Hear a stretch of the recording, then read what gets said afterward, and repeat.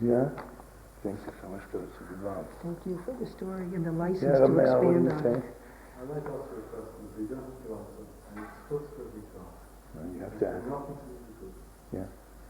But I like to know how you came to it. Because from the little I know, I don't think it comes from a Hasidic background, from what I understand. You don't think it comes from where? I don't think you come from a Hasidic background. Not so much, no. I want to know how you think it. It's going to the roots, Rabbi. You see, I tell you, first of all,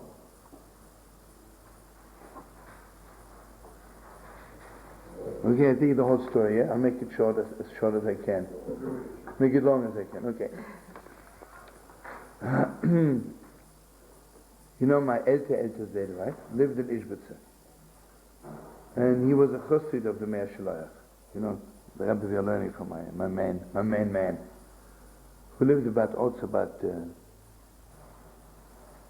he passed away, I would say, about 90 years, but he lived about 150 years.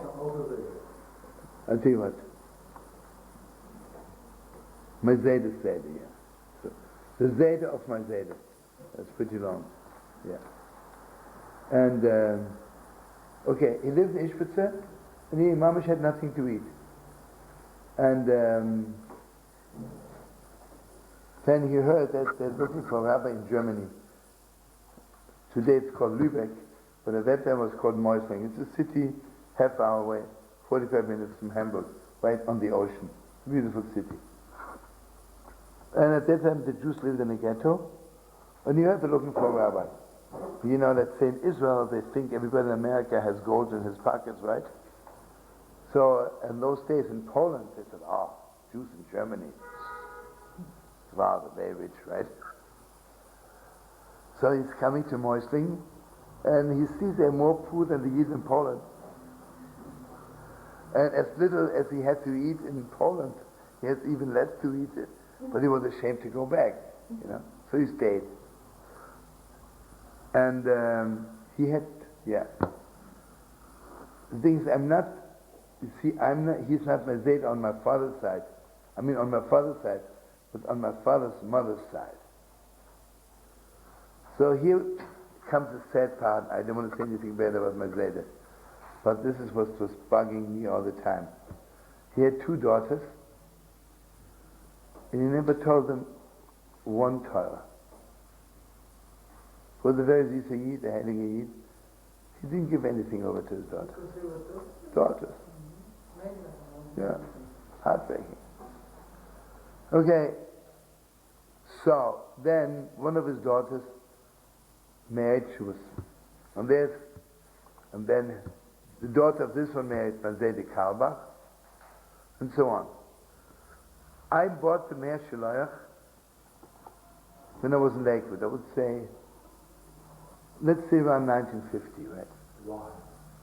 How did you know? I tell you what, Bigelisen, at that time was the biggest swarm dealer in New York. You know, after the war, they're beginning to ship over books who they found in Poland, and they destroyed the Smerberschen. So he had a list of new swarm, and then he had a list of swarm he got shipments from Europe. And it's very, very precious, right? And he wrote, this one is you can get anywhere, and this is only one in the world.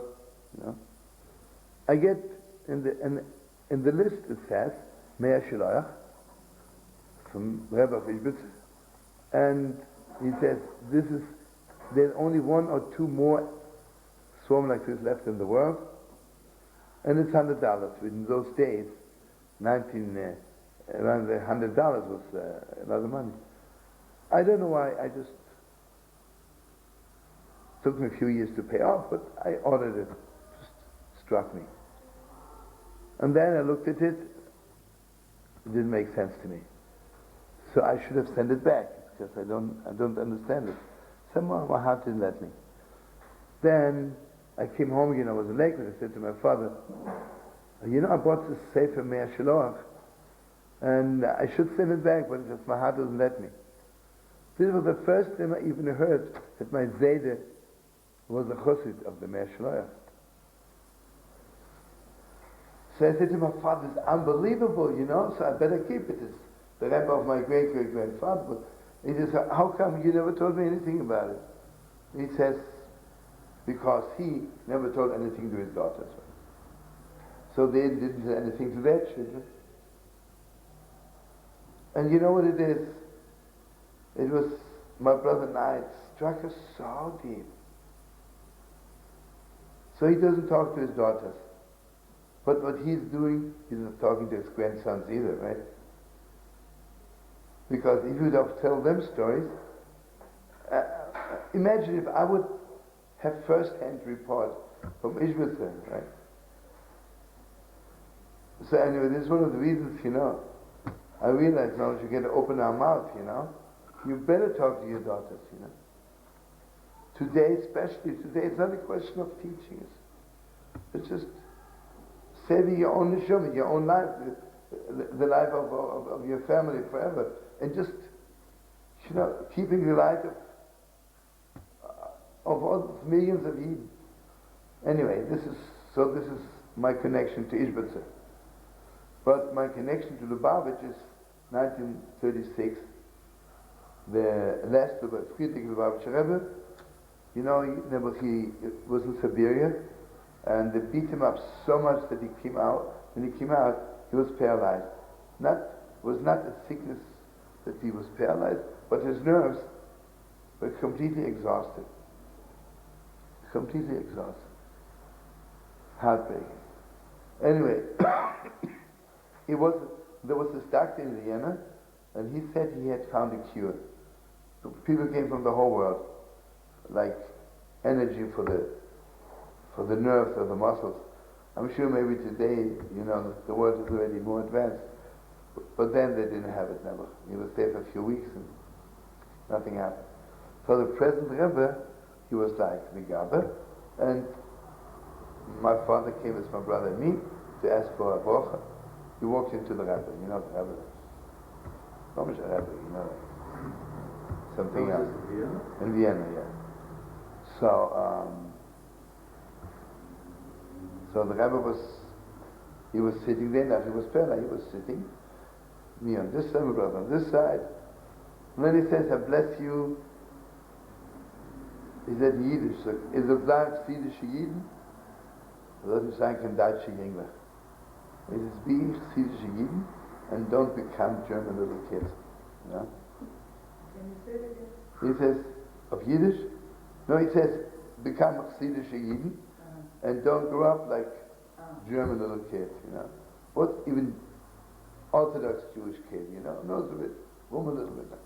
Better be for real. So, we took it very serious, my brother and I. And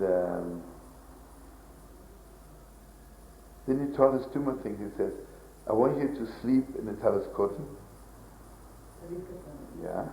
And to bench from a sitter. Telescope, I always sleep in it, but sometimes I don't bench from a sitter, sometimes forget, but I should. Anyway, so 1941, the Rabbi came to America. And you know, children between 6 and 13, 14 already look different, right? When the Rebbe arrived in America, so my father went to the ship. We all went, 1,000 people. But we were standing on the side. My father, the rabbi spoke into Shigen Rebbe, so the Rebbe said to my father, I saw your two kids standing on the pier. No, he mamish. There, so one person could see him 100 years later. And so then miraculously, my father became the rabbi, young Israel of Crown Heights, 3 blocks away from Lubavitch. So Shabbos, instead of down my father, he didn't mind, so we down in Lubavitch. At that time, Lubavitch was just the beginning. There had maybe 20 people on the Shabbos, right? There was nobody there. And you know, by the Friedrich Rebbe davening, Shabbos, you don't daven the hours, mamish hours. everybody was like,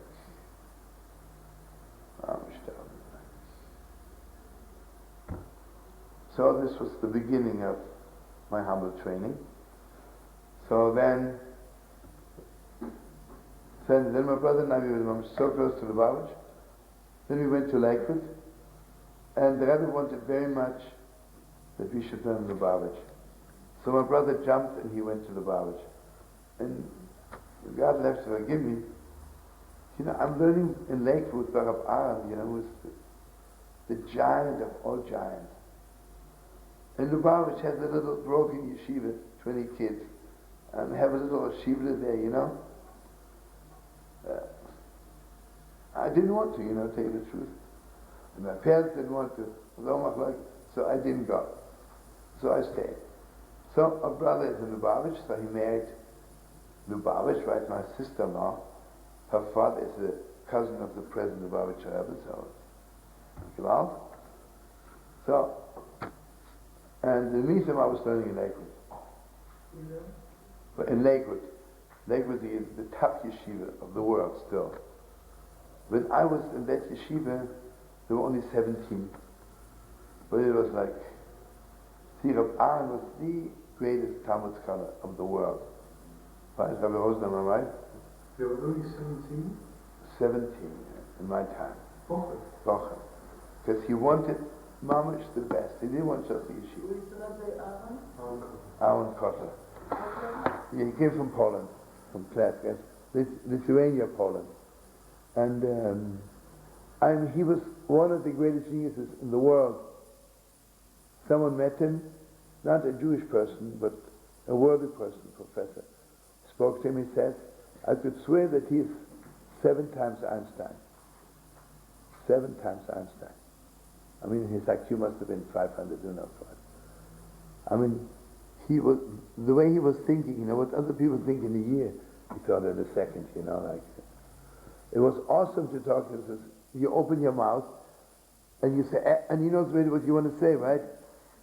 And you talk so fast, you better listen to every word, and then you want to say something else. You say, and you know the word, and he answers already. So before you look around, you're finished, right? And you say twice, and the whole thing is over, right? You know, I learned it for 6 years, and each time I talked to him, my teeth were shivering. Some of you. Not so simple, yeah? It was awesome.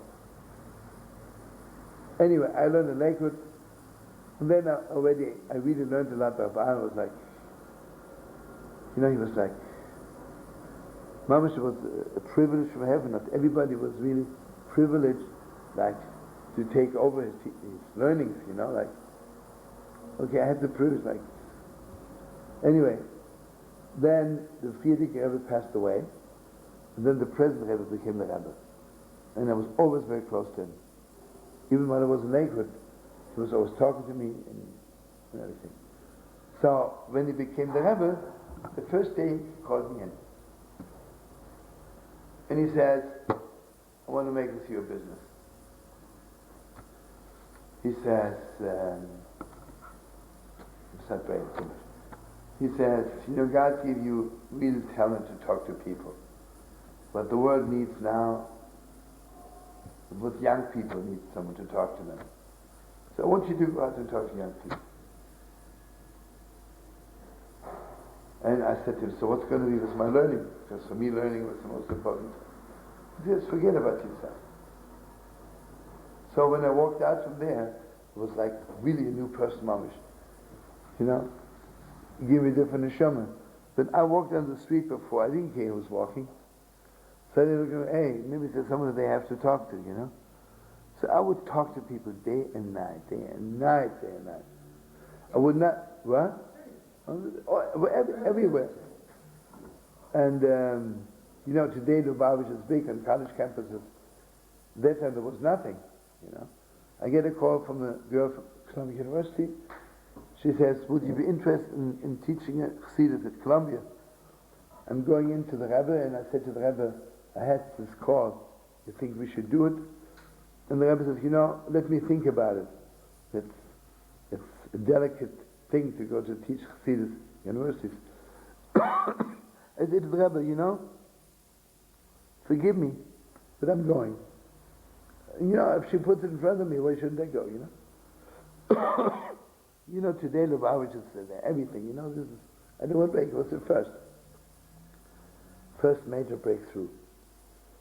And it was unbelievable, you know. I had thousands of people, mamish thousands. And I have to tell you one unbelievable thing, you know.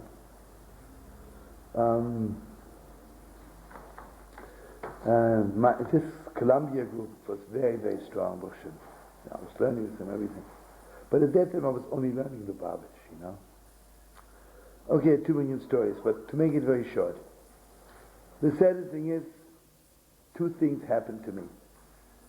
You know, when I was working for Lubavitch, obviously I would never ever shake hands with a woman. I mean, I'd kill myself before I shake hands with a woman. Really, I mean, what? No, it's okay. If not, you'll give me something. Anyway, okay, one day there was one girl, and a mamasha picked her up on the street. She was like a girl who had absolutely no self-confidence. She was so beautiful, so sweet. You can have her for $1, you know, like heartbreaking. What happened to her? Her father had a candy store, you know, in New York, a candy store. You open 6 in the morning and you come home 1. Her mother was dead. She had nobody. She grew up on the street corner never. And see, mamish took her under my wings, and she was mamish coming for Shabbat, and she was dressed like a mensch already, you know. She was, oh, mamish, Steve, you're the best. To make it short, one day this girl comes up to me, and she says, you know something? Because of you, hey, the greatest man in the world is coming. Says because of, how's Shoshana, okay? Yeah. Says because of you, she says, I changed my whole life. And she walks up to me, and she wanted to kiss me. A girl kissing me. I ran out backward from the room. I didn't know what to do with myself. She never showed up again. I thought to myself, it's crazy, right? So what would have happened if she would have given me a kiss, right? She didn't want anything. The room was full of people. You know, I'm crazy. And losing this girl, you know. So one thing, mamish, made me sick inside. It means there's something wrong with me, not with her. Second thing which made me realize that I'm doing it wrong, I'm coming to Cornell University. And there are 100 students. You never met her again? Well, Cornell University. You never met this girl again? I've never seen her again. Okay, I put in the end. I want you to know, I was so broken. I thought, mamish, that's it. Obviously, one way or the other, I didn't know that she really kept it up. Many years later, I'm sitting on a plane, going from New York to Israel, and a boy of 17 is sitting next to me. And I said, you know, my mother is a big follower of you. Was this girl. And her son is going to yeshiva in Israel, you know. So it was okay, you know. I was eating my heart out. I guess she felt embarrassed because I ran out, so she, anyway. That's that part. But the second part is, I was at Cornell University, about 100 students show up, right? And just remember, this is 52, 53, it's not of today, then there are yarmulkes all over the place, right? When I was at Columbia University, there was only one more yarmulke besides me, you know, there was nobody there. Everybody who went to university would take up the yarmulke. Anyway, to make it even super short, I announced, man, on one side, women on the other side.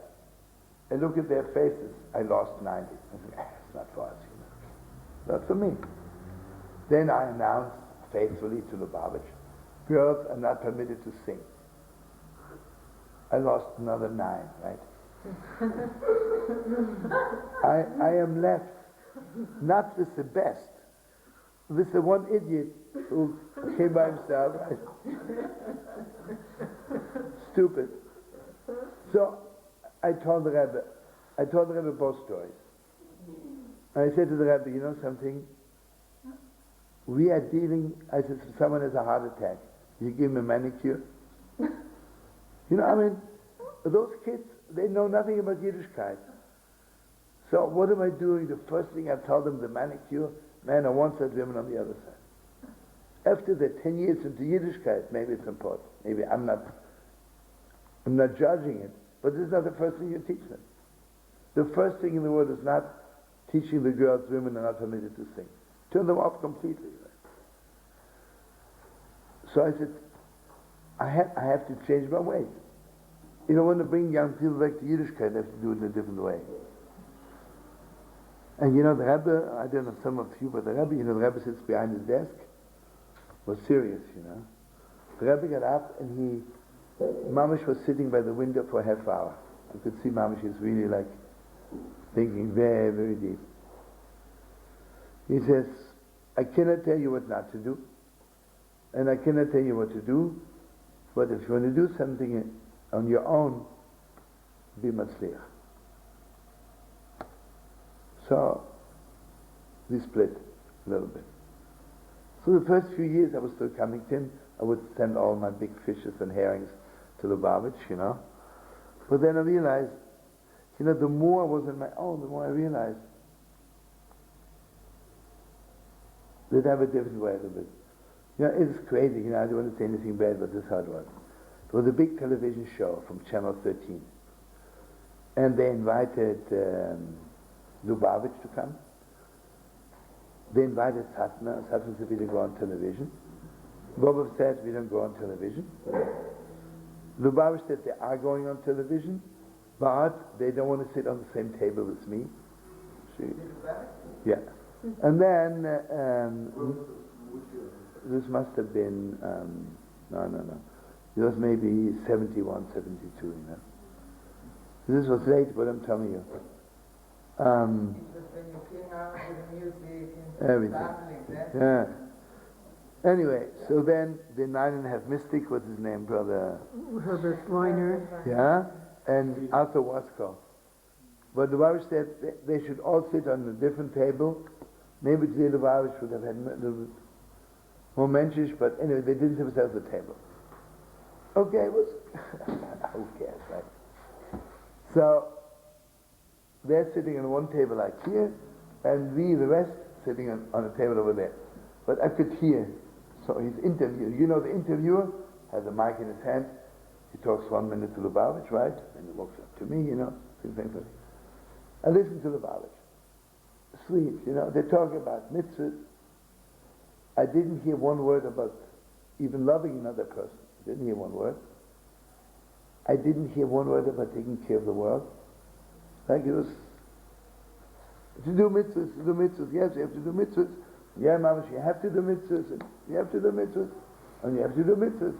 I know you have to do mitzvahs. But, I mean, it was sweet. I thought to myself, was I talking like this when I was in the Lubavitch? Maybe I did. If I did, I'm glad I'm not there. But the biggest joke in the world was, the Lubavitch sent 2 men and 2 women. Yeah, and the husband of one of those girls was from the House of Love and Prayer. When I met him, he was real a heroin addict, and I put so much. I called him day and night. There were times when I called him up 4 times from New York just to make sure he's not taking it. I woke up to his wife. I said, "You know something? You don't want to sit with me at the same table. If I would be, I'd be ashamed of myself. If not for me, your husband would be dead by now from an overdose. Whom are you fooling? I think you can fool the world, but you don't have to fool yourself." She's like, no. But I realized that I grew out of this hall, that I am but 5 steps ahead, you know, a little bit. Maybe not, but that's how it felt to me, you know. You know, television, we're talking to the world. I'm not talking to Moshe Chaim on the Lenzer Street. telling him to put on film. I have to, right? This is beautiful. You're talking to the world. Channel 13. All I'm doing is watching. The message to the world. What do you want? So if you don't say you want to fix the whole world, then don't give a message. And I don't say, my message is that Yidden should put on film. It's very nice. But when I'm a little boy in Iowa City and I want to hear what the Rabbi has to say, then they tell me, the Rebbe has people and they walk around putting on film. I say, it's not my thing, turn it off. But this was a message to the world, right? Anyway.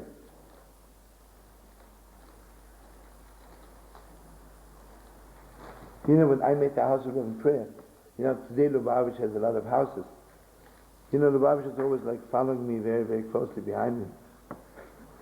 So when I opened the house, Lubavitch said it's the most terrible thing ever happened to Judaism. It's a house of prostitution and of drug addicts. But then 2 months later, they opened a little house in Berkeley, and they had men and women not sitting together even Friday night for the feast. So they had nobody, right? Then they realized you can't do it. Maybe by the davening you have a mechitza, but not by the feast, right? And even with the feast, with all the money they had, maybe the most they had ever without Hashem right? Let's assume they had 50. Joni knows the house of living prayer, we had mob. And the simcha Friday night, the davening was hours, right? So I realized, maybe God had compassion upon me and I just prove it. Advanced Judaism.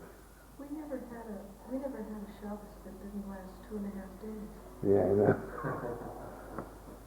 Alright, what's of the world now? I tell you an unbelievable thing.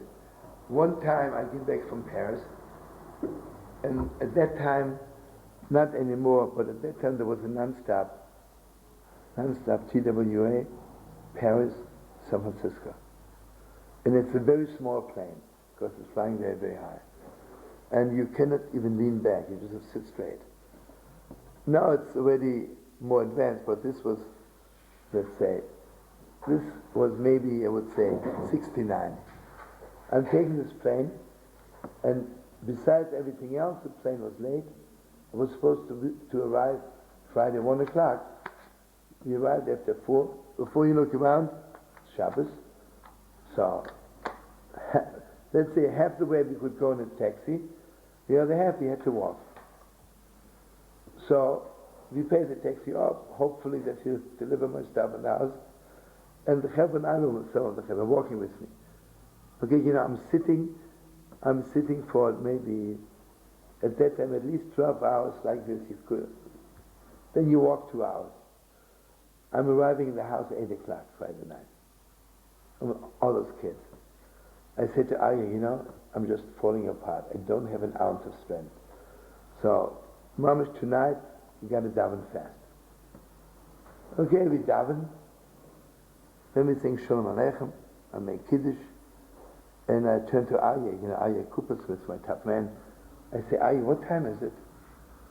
He says, 4:15. 4:15. 8 hours davening.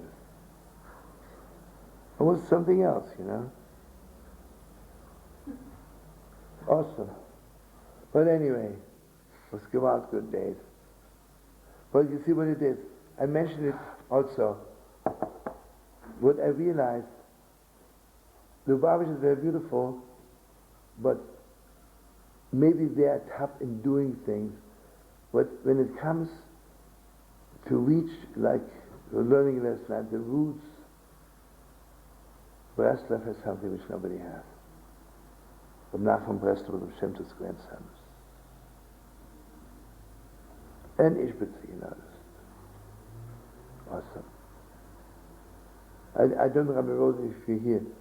I was telling Tzvi Yehuda Cohen, Rav Kook's son, he asked me about the house of love and prayer that I was always talking to him. So he says to me, what are you learning with them? I said, a little bit Lubavitch, but mostly Breslov and Izhbitza. So he says, I'll tell you something. He says, my father, of course, you know, from all the rabbis, the two rabbis who had the most end ties was Breslov and Izhbitza. End ties, you know. Mom was really like Breslov, even Sina wanted to wipe them out. You know, the most heartbreaking thing in the world is, you know that some rabbis got permission from the Russian government that it is permitted to kill Breslov Chassidim? From which government? From Russia. They told them that they are enemies of not only of Russia, they are enemies of mankind. Who said this? Someone came to the Russian government at that time and they told them that there's this Rebbe, like a cult, you know, even worse than a cult, but gefährlich, you know, makes people crazy. So in Russia it doesn't take much to get permission to kill, you know. So they came out with a decree, was hanging on street corners, that it is permitted to kill Breslov Chassidim. You know. Miraculously nothing happened, but Maybe that's why they call them the Tete Chassidim. yeah. Doing die Gewalt.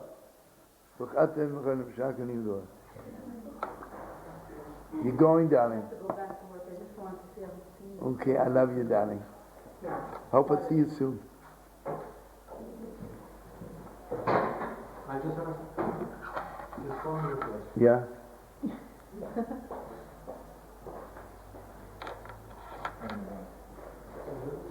In the Kiruv Island, Yeah. what image did you have of Hasidus if you weren't brought up that way? You see what Normally, people need an image of something. They see an example, but they observe others.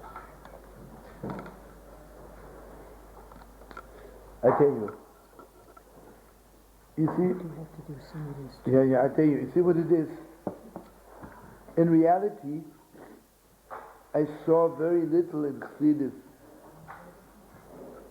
the way I wanted it to be. But I realized that it could be, right? How could you have done that without ever having seen somebody? Yeah, but Maybe- you said your father took you Yeah, you to a lot of Hasidim when you were But I young. so still, you- it's still the rabbis, but I didn't. I still didn't see what I wanted to see. But I knew what it could be, right? I tell you something, Rabbi Rosen is right. At one time, I came to the Holy War, and I saw a young man who I saw in Australia. He walked up to me, and now he's the best of a chassid, as a shtramer. He walked up to me, and he was crying. He says, Shlomo, I should beat you up. He says, you know why I became frum? Because of everything you told me in Australia when I was there. But you were lying. The frum community isn't like it. They're not. Here I'm becoming frum because I want to be part of this absolutely holiest community in the world. And they come here and they're not. You know?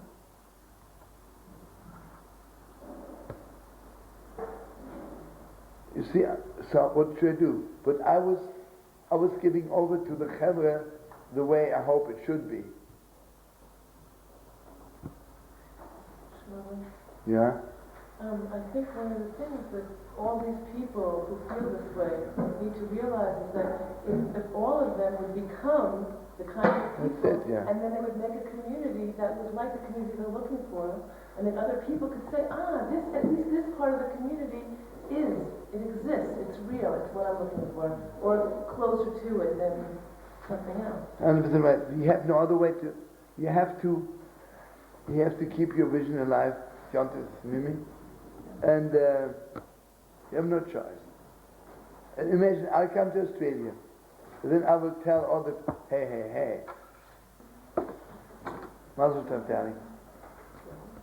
If the baby's only half as cute as you, how's everything good? So proud of you, darling.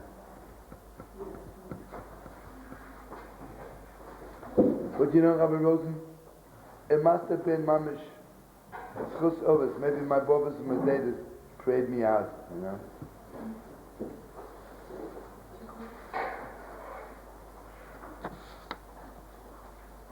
See, when we had the House of Love and Prayer, I would come back to New York and I would say, the real Chassidim of the Baal Shem Tov are in San Francisco, not in New York, you know. They were the best material, right? I have to tell you something about Rabbi Yosheber, you know. Remember, he passed away last week. I don't know if you heard that he was, those two greatest giants of the last generation in learning was Rabbi Aaron, and the second one, his counterpart, was Rabbi Yosheber, right?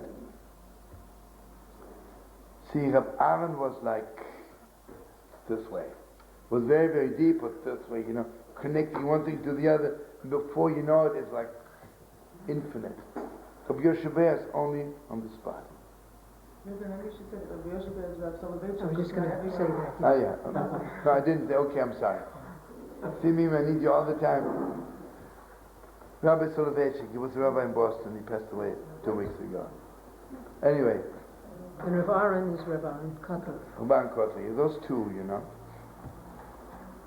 This is Shlomo Carlebach. He does have a last name also, though. Oh, brother. You know it, yeah.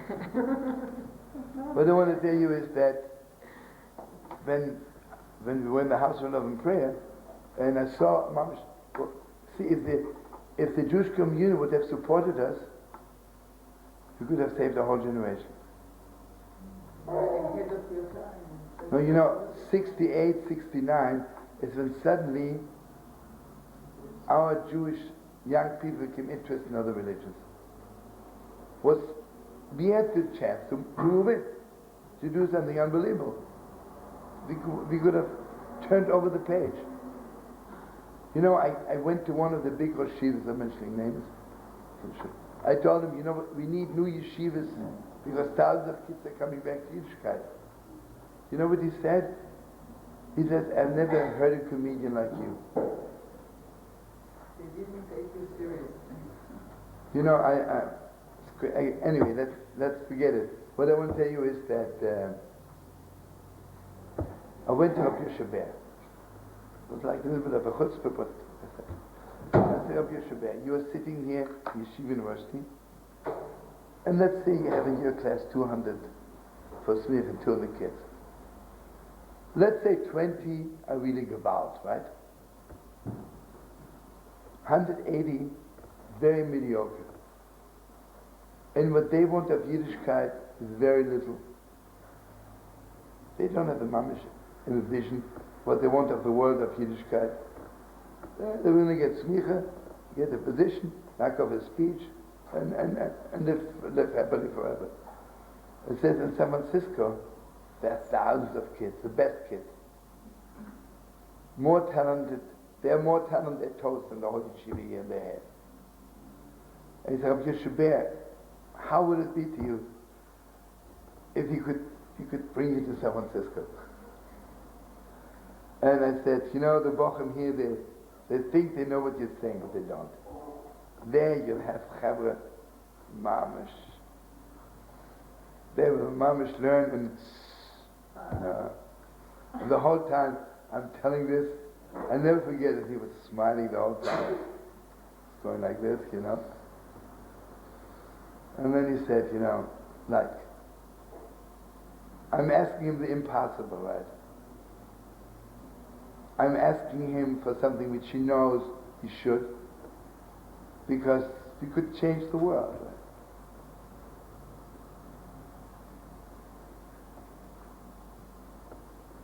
right? He says, I'll tell you, let me think about it, and I will leave a message for you, you know.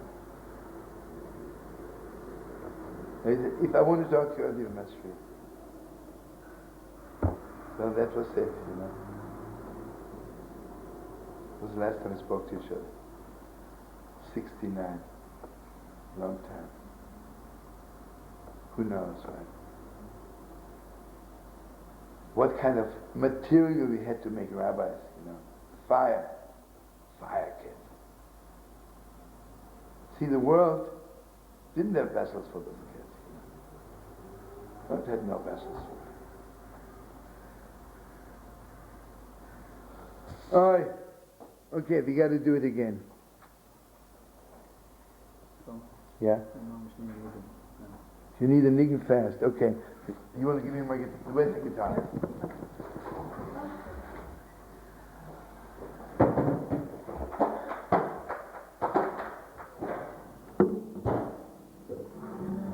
Everything is perfect, isn't it? Yeah. It is and it isn't. Oh, no, shit. Oh, put it maybe on C.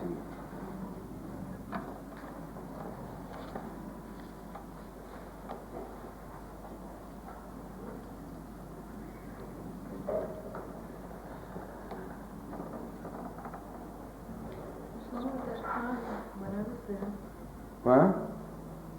when you were at the university in San Francisco, you not only brought Yiddishkeit to the Jews, but you brought it also to the non-Jews. I know, it was unbelievable, right?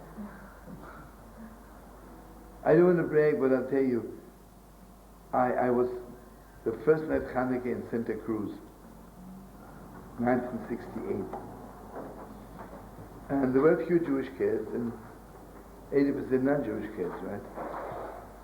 And a few days later, I got a call from a non-Jewish girl, who was my friend for years, that the whole school is watching Hanukkah list every night. Okay, I wish maybe there was someone did, but you know, like there was an official yontif, you know. Told them all about the Hagonos, you know, the inside light shining on Hanukkah. Those kids had vessels for them.